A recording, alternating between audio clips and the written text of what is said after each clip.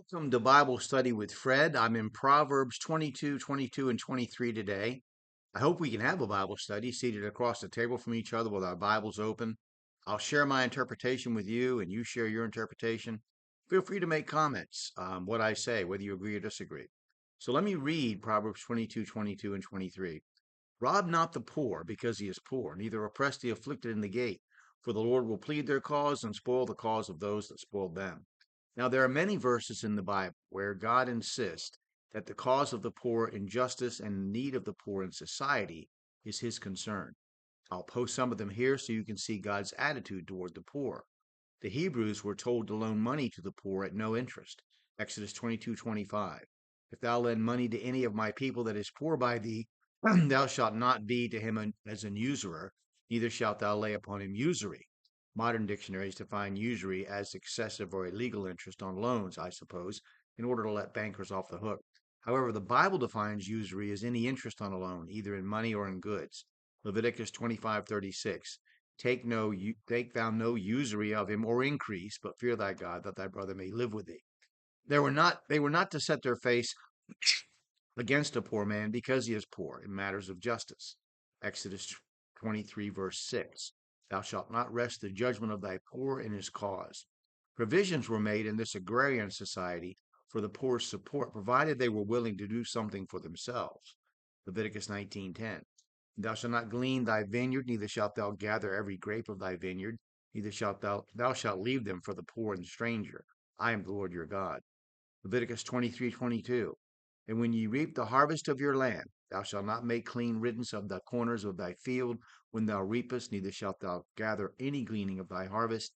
Thou shalt leave them unto the poor and to the stranger. I am the Lord your God. The gate was where decisions were made, where kings sat to dispense justice. 2 Samuel 19:8. Then the king arose and sat in the gate, and they told unto all the people, saying, Behold, the king doth sit in the gate. And all the people came before the king, for Israel had fled every man to his tent. 2 Chronicles 18:9. And the king of Israel and Jehoshaphat king of Judah sat either of them on his throne, clothed in their robes, and they sat in a void place at the entering in of the gate of Samaria. And all the prophets prophesied before them. Now the Lord will plead the cause of the poor, be their advocate. And when the day of judgment for the world comes, those who have oppressed the poor will answer. They may think they were great Christians, perhaps very charity minded, and gave away millions or even billions to establish libraries, hospitals, and churches. But if they have oppressed the poor, they will have to give an answer. Someone will say, You mean the poor of his people? But in the Christian doctrines, well, we are to pay particular attention to the household of God. We are to do good and not to do wrong to all men. The Christian who thinks that he's only required to be just and fair and honest within the church is deceived. Galatians 6:10. As we have therefore opportunity, let us do good unto all men, especially unto them who are of the household of faith. 1 Timothy 2:4. We will have all men to be saved and to come into the knowledge of the truth. Now, one important difference, there's a religion that's very popular in the world today that where you are not required to be honest with people who are not of that faith. Christians have no such calling. We are to be honest and decent to all men, not just to our own people. So I hope you'll understand that. Now, let's go to also do Proverbs 22, 24, and 25. Okay? Make no friendship with an angry man. With a furious man thou shalt not go, lest thou learn his ways and get a snare to thy soul. More good advice for young people. Don't make friends with hot-tempered, passionate people who are always out of control. They're poison, and hanging out with them is bound to corrupt you and drag you into the problems they always create for themselves. Proverbs 15:18. A wrathful man stir up strife, he that is slow to anger appeaseth strife. Christians are given the following admonition about not letting your anger continue to burn inside you. Ephesians 4:26. Be angry and sin not. Let not the sun go down upon your wrath. We're often known by the company we keep. Be careful who you spend time with as a friend.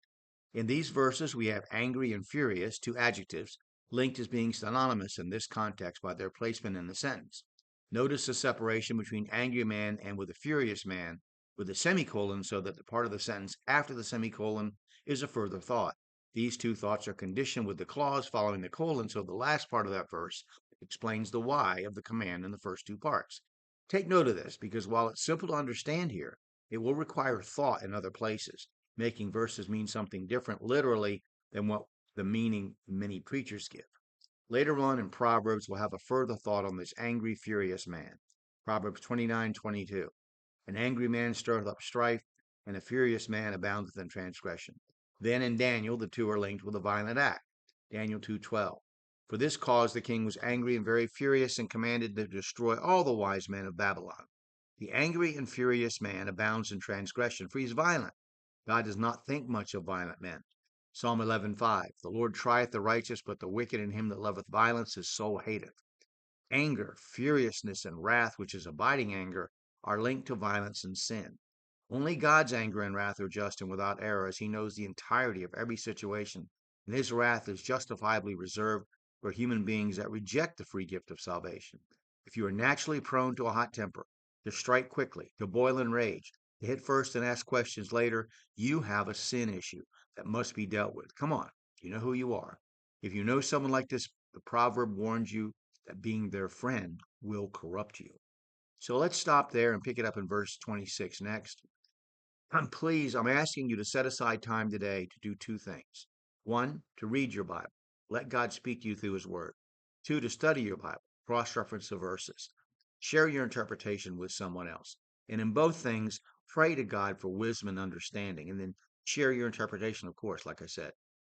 Now, you can purchase my comments on Amazon, and of course, I hope you do, but you can read them for free on blogger.com. But if you watch this video this far, please click like and subscribe or follow, and then share the video with someone else. And of all things, feel free to make comments. I get some comments that are negative and some that are positive. That's okay. So, thank you.